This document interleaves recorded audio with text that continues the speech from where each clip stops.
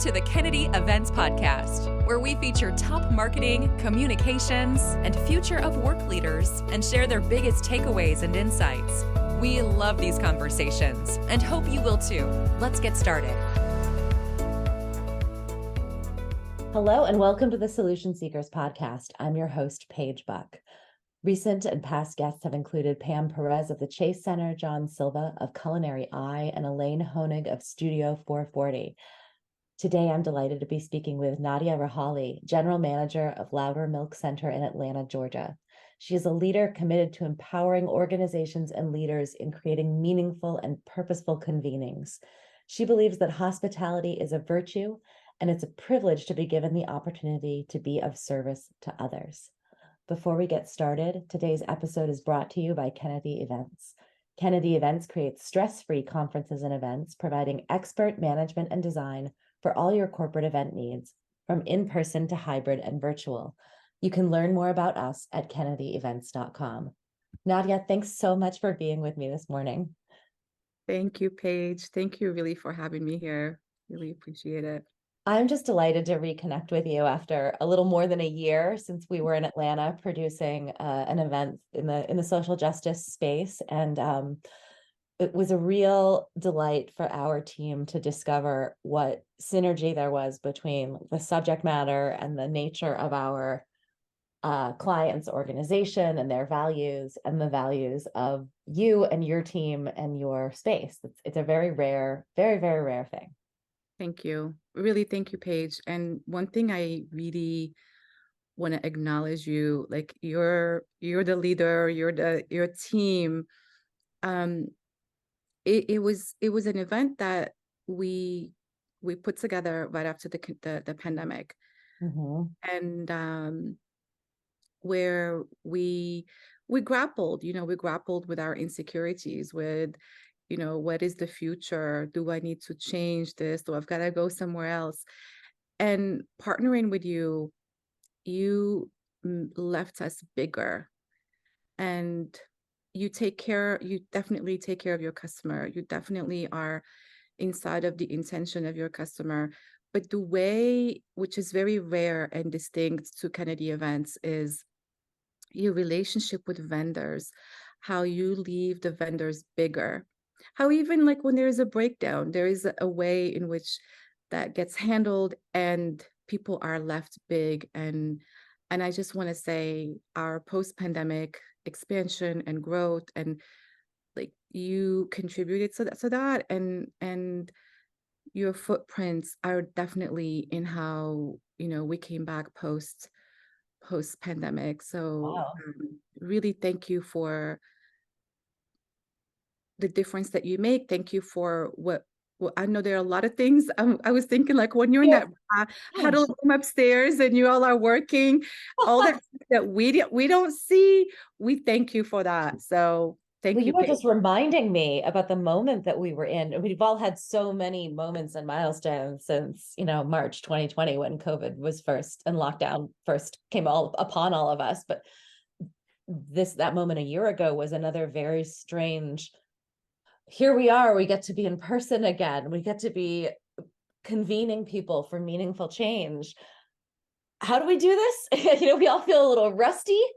Everybody feels a little uncertain. And in some cases, there's like an unexpressed and unrealized fear of, well, is this going to go off?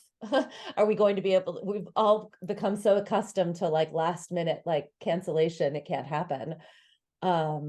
But you're making me recall that all of the events of fall of 2022 had this odd and wonderful aura of people being so very excited to be in community with one another. And that event at Loudermilk for Economic Security Project, it really shined a light on it, because the biggest problem was getting people to go back into session. Like, that's always challenging, like, hey, you're running chimes, you're doing voice of God announcements that we're starting, and people are chit-chatting. But there it was like, no, the most important thing is the conversation I'm having right now. I can't believe I'm in 3 dimensions with another human being. It Yeah. was real. Yeah, it was. It was. And also that I think that made, I know my team in the weeks leading up to the program were just singing your praises. But I do think there's something unique about you and about Loudermilk that I want to dig into. And so let me pull up and pull back for a little bit. Tell me a little bit about growing up in Morocco, moving here, moving to Atlanta. Tell me the God. experience. Yeah, I mean, I grew up in a culture that where, taking care of others was a virtue.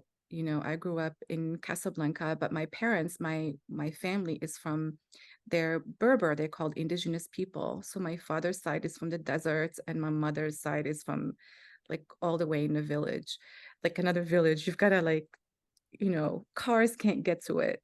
And so Wow. my childhood was shaped by these two worlds, like the modernity of Casablanca and, the going to a French school, going to a Catholic school. And then the summers were spent like in a village where, there is no running water, there is no toilet, but there was something distinct about those people that like they were, didn't have um money per se, like, but they were like rich. They were Mm. rich in tradition. They were like, I remember like my grandmother when we would come and we're coming and, we finally make it to her house and, she goes out and my grandmother was poor, like she didn't have electricity until like maybe I think I was 12 or something. But she would go and get like her best chicken and or her best food or her best they do a lot of like preserved meats and will provide it for us. Or I would be with her and some traveler will come.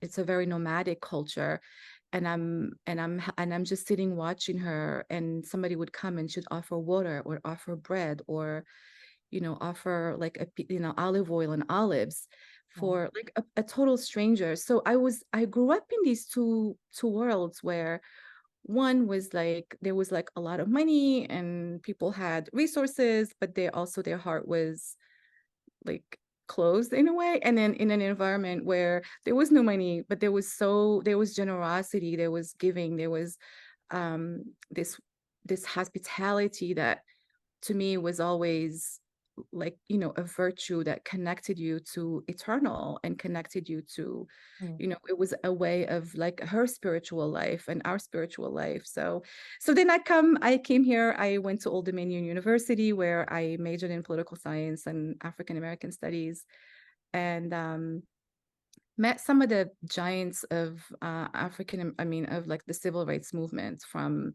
the late Congressman John Lewis to, Julian Bond to, I can, the names, there's an endless list. I mean, just that you got to meet John Lewis in the flesh, that's incredible. Yeah, oh my God, like right there, like and then Atlanta was sort of like the Mecca for, you know, a place where and that at that era, if you are committed to making a difference, and that was my commitment that I wanted to make a difference, Mm.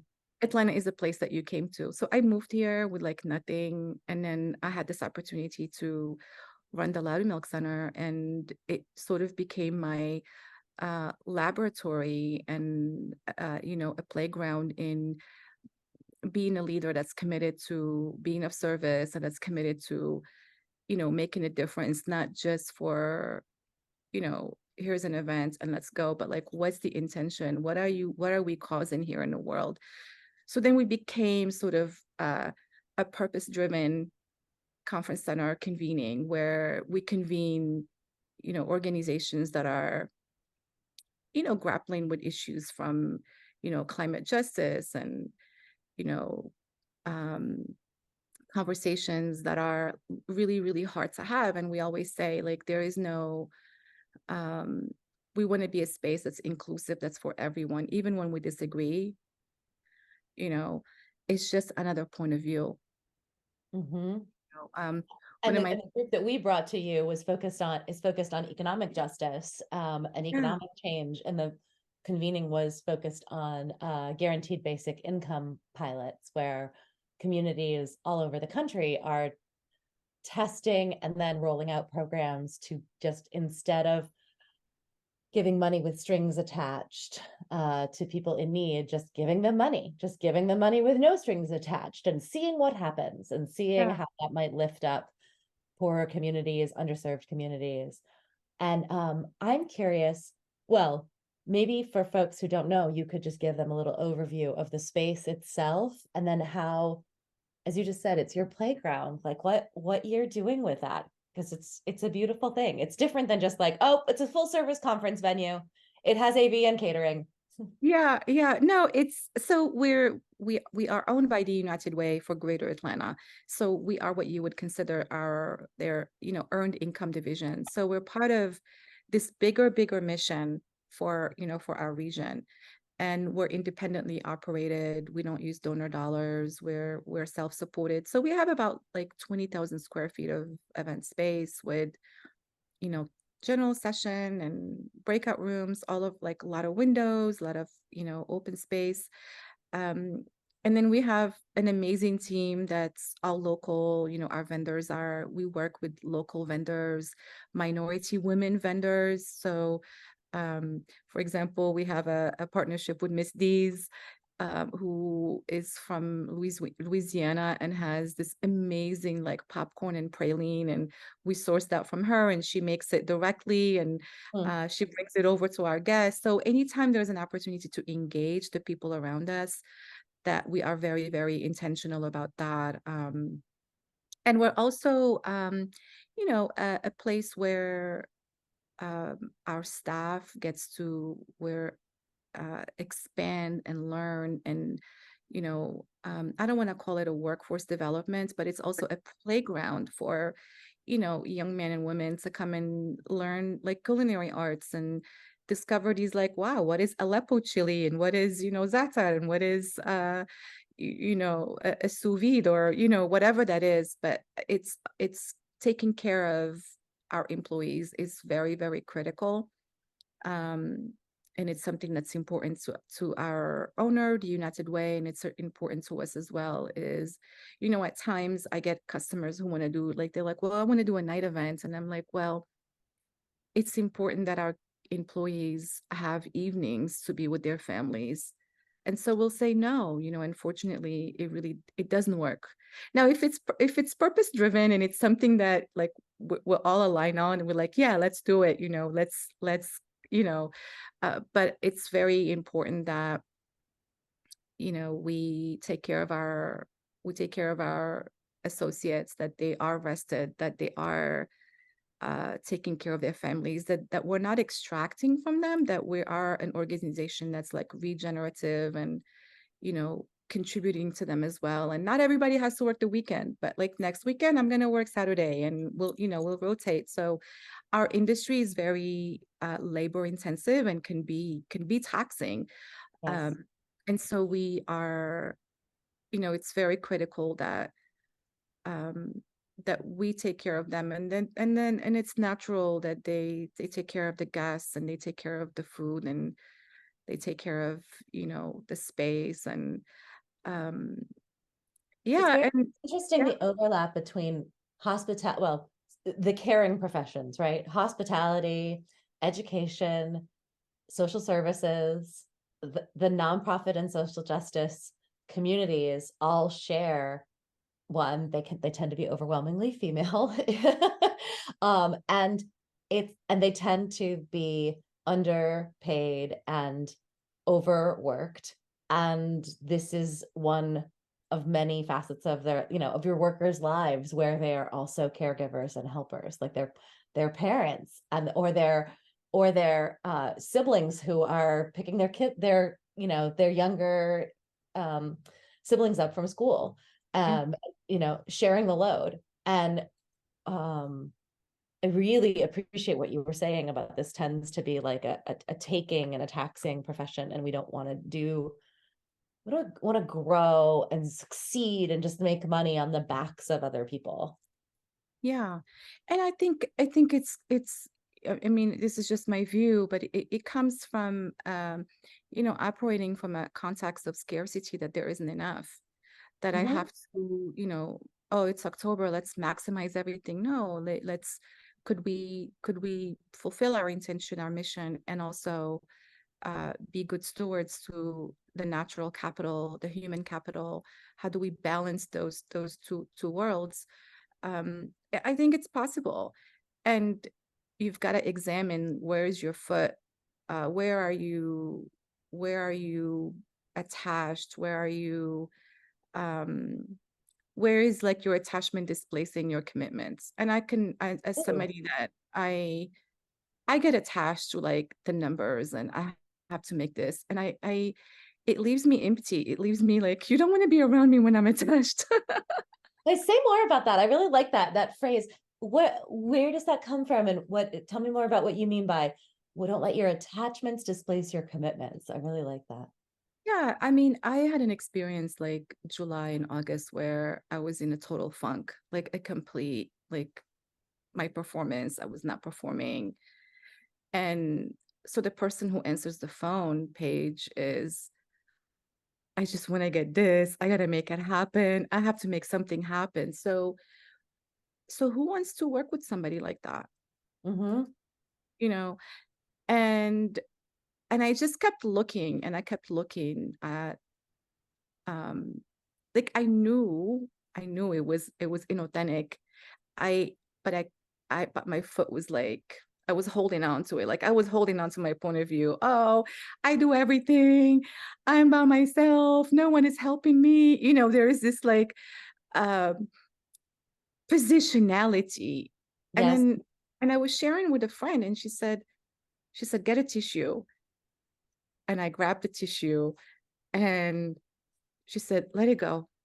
She said, drop the tissue. And I dropped the tissue. She said, that's it. Just let it go. I love that. There are two things that makes me think of that I think you'd like. One is my mom, when you share something and then someone shares it back with you, like, Nadia, you gave me this piece of wisdom. And you're like, I did? I said that? My mom is always pointing out that I tell her that just because somebody's trying to like make something difficult, she doesn't have to pick up the other end of the rope. Yeah. And so she said, yeah, you told me, just don't pick up the rope or just drop the rope. And I'm like, I did? I told you that? Like, I didn't remember. I didn't remember that story. You're right. You don't have to pick up the other end of the rope. But oh gosh, what the other piece of that is when you were saying like, oh, I have to work so hard. Lately I've been really thinking about and you've probably heard of this, like the victim, villain, hero triangle.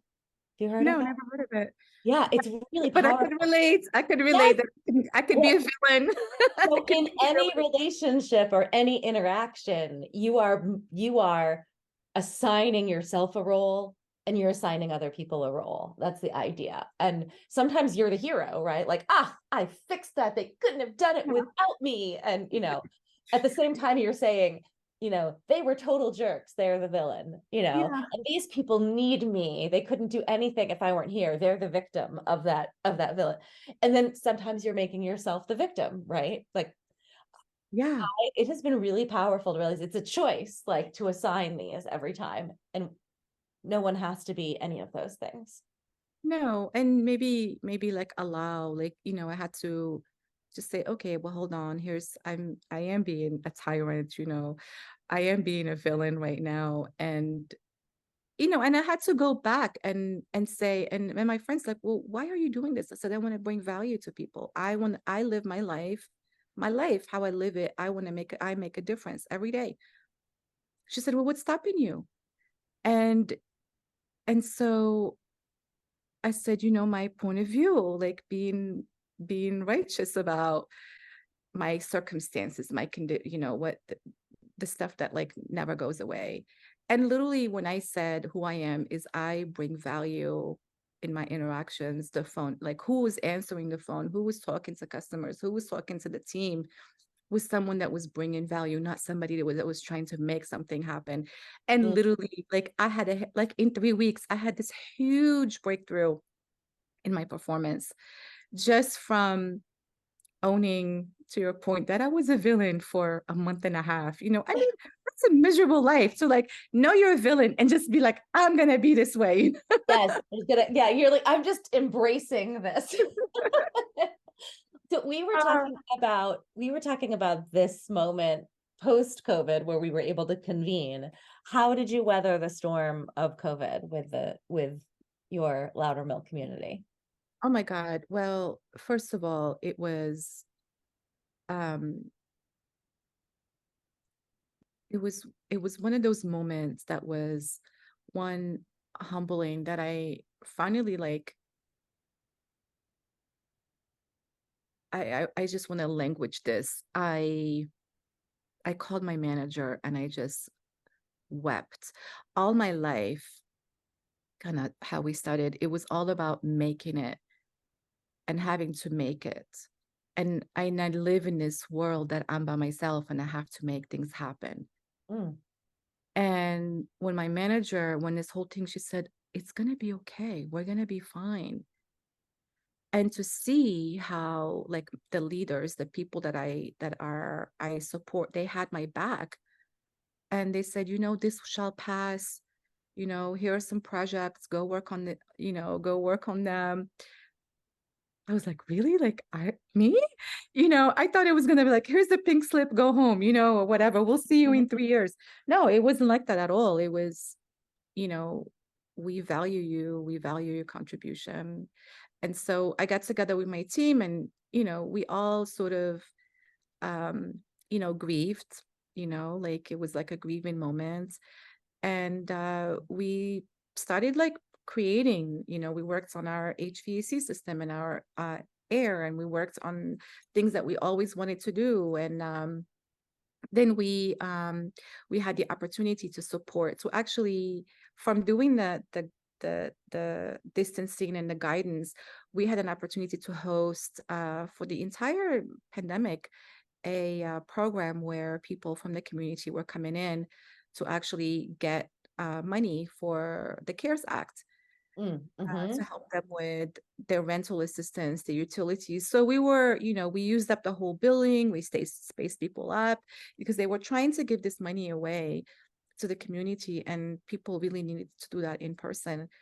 And so that's what we did. We ended up taking care of the community. We ended up opening our doors and having people come, and we would have like hundreds of people come in and apply. And we had the whole masks and shields and the whole world. And that's really how like Yeah, how through it. yeah, that's So you became a different sort of community hub. yeah, we were a different community hub. Exactly. That's Yeah, amazing. that's a great way to language it. Yeah. So I say that because here in the Bay Area, a community hub, or at least in San Francisco, a community hub is the name that United Way and the city have for, there's another word for them too. It's like, but it's not it. It's like a one-stop shop, but where folks come to apply for jobs, to apply for assistance, to access any of a number of services for people in need. yeah. So I had that language from our United Way. Yeah, great. Thank you. But I remember, and it's super memorable to us, Nadia, to our team, but also to our attendees, that you put together a tea tasting experience in a room that we had, going back to hospitality and community service have the same caring ties, but also the same like prone to exhaustion, prone to working ourselves to the bone. We in that event, and I think you were very much a part of conceptualizing a space for folks to just have downtime. You're here at a busy conference, you're talking about difficult things, the road is hard and long, we're all exhausted, fighting Yes. the fight, and they need a space to just relax and have some quiet time. And you had this beautiful tea service. And I know that that's both personal and professional for you. Can you describe it a little bit? I mean, it's personal because it's cultural. Like the Moroccan tea, like we're known for our a pause during the day where you really pause and reflect um, and again, and connect to source. And to me, those bringing that in the business world um, where we can just be with each other and we can have like meaningful conversations, or we can just be quiet and it's all good. That we don't have to always fill the noise. We don't, or fill the noise or fill the quietness. That we can be with the quiet, and we could be with it all, actually. And so it was an opportunity with your team when we proposed it, and they're like, yeah. um and it's just a moment where um one of my great mentors, her name is Lynn Twist, and she's in the Bay Area. I was going to And say, I have never met her, but I'm very, very familiar with her. familiar with her. So yeah, I mean, a huge plug for Lynn. And she talks about well-being. And we think of well-being as like exercising, or but it's the well of your being, like the well, like where you drink from to source your being, to source your well-being. So the tea is something that it sources my being. Mm. And it's like drinking water or going to like a source of something. And it was an expression of sharing that with people. And I remember it was like a huge hit. It And then we get to was. talk about teas, and we had like different loose leaf teas. And we it was an opportunity to share about other cultures, and just stop during the event to um I think somebody said discovery and innovation start with wonder. Mm. And we never have moments of wonder. And so that tea experience was also to creating a moment of wonder that could actually ignite something for one of the leaders, that could make a difference in the lives of the people that they serve. Oh gosh, I'm like getting tingly because I was just reading a leadership book that's been highly recommended to me for some time, called The 15 Commitments of Conscious Leadership. Ah. And they talk about how the way to move away from judgment and things like the victim villain hero triangle are to cultivate wonder, curiosity and wonder and awe. And if you work on those qualities in yourself, then when you enter like a difficult situation, a situation of conflict, you could be asking, what does this moment have to teach me? Instead of, I need to fix this and I need to be right and they're wrong. To get this back on track. And it has really stayed with us because we were all the same. Most of the same team that were with you in Atlanta were in London for a project last month. No, earlier this month. It's just, time is strange now.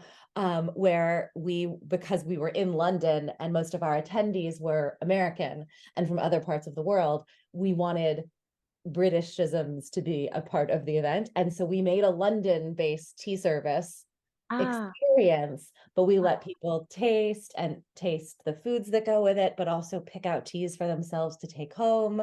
And everyone, especially Eric, our producer on both events, kept talking about you and the mariage frere teas, the very, very fine teas that you made us appreciate. And I just think you're right about that pause. It's so very important. And it goes perfectly with what I wanted to ask you about daily rituals that are important to you. Well, I don't wake up in the morning like, oh my God, I want to do this. I'm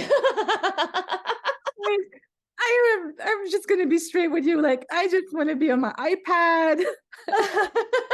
You don't wake up like, hello world, hello life. No. I'm like, do I really need do I still need to do this? Do you have something besides the iPad that gets you out of that?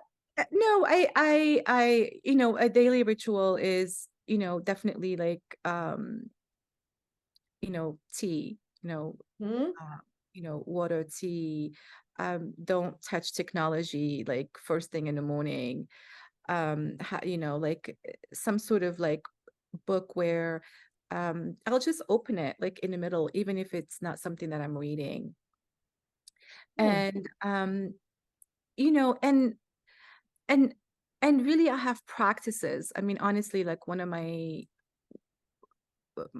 biggest practice is, where am I not telling the truth?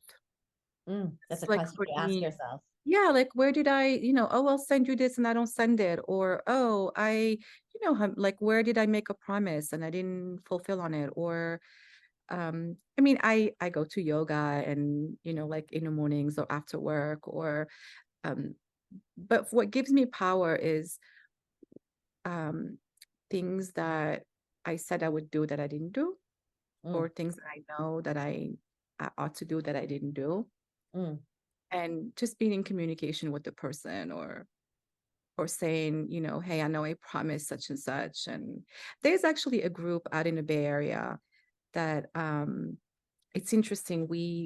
They submitted a request for a proposal, and they're in a space of reproductive health. mhm, And I promised to send them the information and I never did. And I was walking home and I do my little, and I said, well, they probably moved on. I never and I couldn't be with it. And I called the young man, and he answered, and I said, this is Nadia with the Loudermilk Center. I know I promised a piece of information and I never did that. And I just want to tell you, I apologize. And it's really my lack of integrity that I didn't follow up. And I just want to hear, like, is there anything that you want to share? Or, like, I wasn't like I messed up. And, he was just, they're a loyal customer. They've been coming, this next year is going to be their 4th year. They come all the way from the Bay. They book hotel rooms around, and everybody walks to our center. So, mhm, but it was from cleaning up, my mess. I was just going to walk away. And then I said, I'm just going to get small. I'll keep mm. getting small and small when I don't do what I say I would do. Ah, And it was I really relate to that. I do. I do. I know how that affects me. And how did he respond? What did that interaction feel like? it it humanized me, Mm, because mm, I wasn't calling in with like excuses. Look, I dropped the ball, mm-hmm, and I just want to hear what was the impact of me not, like, because I'm sure he had deadlines. He's supposed to submit proposal. Like, people have deadlines, and they rely on you to give them this information. yeah, I could yeah, just like ordinary another venue person that just doesn't get back to people, or I could be, I didn't get back to you and I'm calling to clean this up, yeah, versus being like, oh, I was busy and blah blah blah. No, I didn't do it. And um so a ritual of mine is practicing that, and it takes a lot. It's a muscle. It's definitely a muscle. Or when I say I'm going to yoga and I don't go, or when I say I'm gonna eat clean today and I don't. So that keeps me small and small. So what I would say my practices are looking at where I dishonored my word do and you bring forgive honor back. yourself? I'm sorry. You forgive yourself? Yeah, and I forgive myself. Yeah, of Okay, course. good. You're not just beating yourself up for this. No. I know I can bring significance and everything, but no, no. Yeah, and I forgive myself and others. Yeah, I'm So curious how you studied political science. This will be my second to last question for you. You studied political science. How did you end up? I certainly get how hospitality and a culture of community has really shaped you. But how did you end up in hospitality? How did you choose this? again, I always wanted to make a difference, and I always wanted to work for the United Way. Ah, I mean, this is very public, but I was in a domestic violence marriage, mm, and I worked for a company where they would come. They had ambassadors that would come and tell us about what they do for women, and you know, and to donate. So I used to donate to them. And then one day I found myself, in a situation in the middle of the night, and I called the referral line, the 211 line. And Yeah. at first they were like, "Oh, you should talk to a counselor." And they're like, "No, no, no, you need to be at a shelter." And so it was the beginning of my power. It was the beginning of regaining, like having a sense of who I am. And I always wanted to work for them. And Wow. so when I moved here, there was this role, and I interviewed with and the position was open for like months. They couldn't fill it up. And then I went and I met with the CEO. At that time, his name was Mark O'Connell. He's retired, and he hired me on the spot. And he was like, I was looking for someone that was distinct, that understood business, that understood history, culture, being purpose driven. And and then I'm one of those like kind of eclectic people. Like I'm not They're so like what I would call a Jill of all trades, but it goes so thank much you. further than that. Yes. Yeah, and so, and I think hospitality is something that is not distinct to like service industry, or I mean, it could be in fundraising, you could apply that at a tech startup if you are, Absolutely. like from a C-suite to it's in a world where information is so accessible, um, where artificial intelligence, where science, I mean, we came up with a vaccine in like, less than a year. Anything is figureable, but it's these things about human beings that are, I think Yuval Noah Hariri, he talks about in Homo Deus, the book about the future leaders are going to be the yogis, the people who deal with the things of the human landscape, Hmm. not the engineers, because the machine is taking over, but we're human beings dealing with like human being issues. So Yes. yeah. Yes. So because you just mentioned that, and I'll have to have you spell it for me off the air. Um, my last question is, who is somebody, and if you can name more than one person who you really admire and try to sort of channel in your work? Uh, my father, for sure. Yeah, my dad was a human being that was flawed, that was compassionate, that had curiosity, wonder. He was an engineer, but he was also a man of the letters. And, he had, it doesn't matter where he is in the world, people are always like, his way of being like pulled people towards him. Like you were always in the presence of um, something that's distinct. Sounds really Uh, charismatic. yeah, yeah, definitely charismatic. And like I said, like a human being, like he had his flaws, he had his um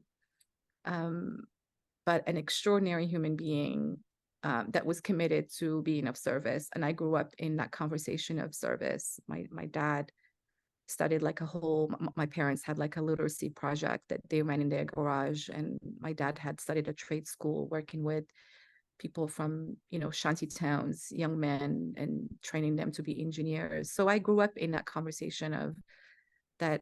At the end of the day, when on your gravesite they will say he did these things, and that making a difference, it could be anybody. You don't have to be big, you don't have to be anywhere you are, you can make a difference.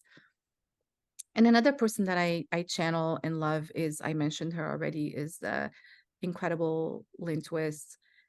Is someone that I love her wisdom, and I really really love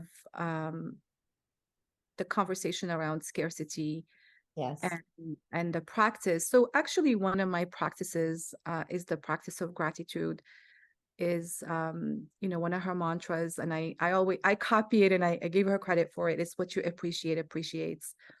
And it's a book that I highly recommend. It's called The Soul of Money. The Soul of Money is a book of hers, but she's definitely um, my go-to. And it's a privilege to have had the opportunity to be in her courses and her training. And an incredible person. And that book comes up over and over and over again in so many conversations. You're making me, I have it on my Kindle and I'm like, I need to go back to it. 'Cause, there's so much in there.